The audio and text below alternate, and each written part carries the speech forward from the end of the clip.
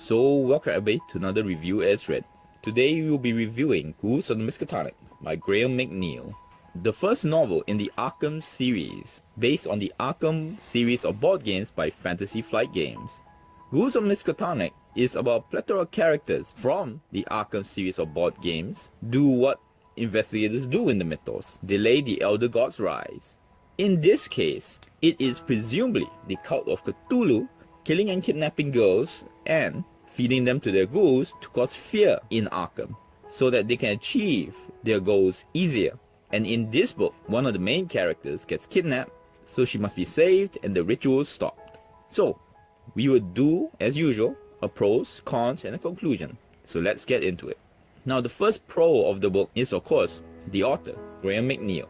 He is a great author and does a decent job by writing such a thin book, but with so many characters, as it could have easily gone quite terribly. Another pro of the book is the IP. If you are a fan of the board games, like Elder Sign, Arkham Horror, Eldritch Horror, it is actually really cool to see these characters in action, so to speak. One of my favorite characters is Kate Winthrop, and that is because I use her in almost every one of the games, and to see her actually make one of her iconic items in the game was very satisfying. And so, with that, let's move on to the cons. And the main one is, it is a Lovecraftian mythos book.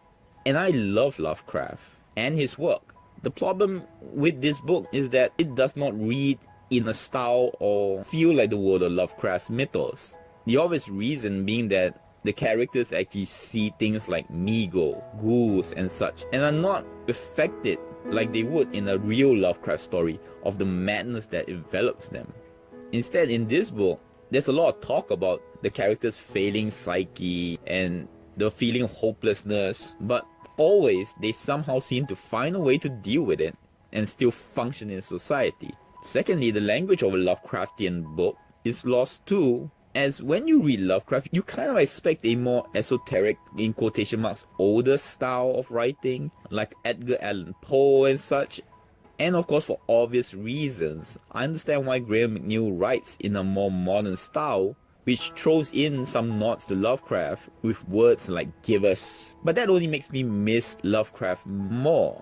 Basically, Ghouls of the Miskatonic neither pays homage or improve on Lovecraft's work in a new, refreshing way. Thirdly, the many characters are also actually a problem, as by the end, I could only remember certain characters and care for them because, in all honesty, I played the board games.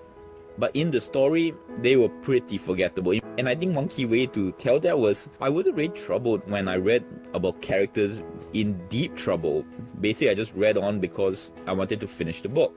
Lastly, the Arkham series of board games has always been a more heroic style compared to the hopelessness of Lovecraft, for example. But in the board games, it works because although it is a mythos game that people can fight Shoggoths, Mcneills and all and still continue to do several of these investigations without going totally mad, is that it is your story. You are playing the game and you can actually fill in the blanks of how your character is going insane. But in a book, you can't fill in those details because they're being told to you.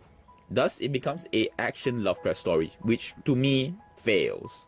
In conclusion, it's not a badly written book, and if you like the board game characters, it might be good to just pass the time. But for me, with so much to read, it's a definite pass. So if you like content like this, subscribe, comment, let me know what you think. Thank you very much. Till next word.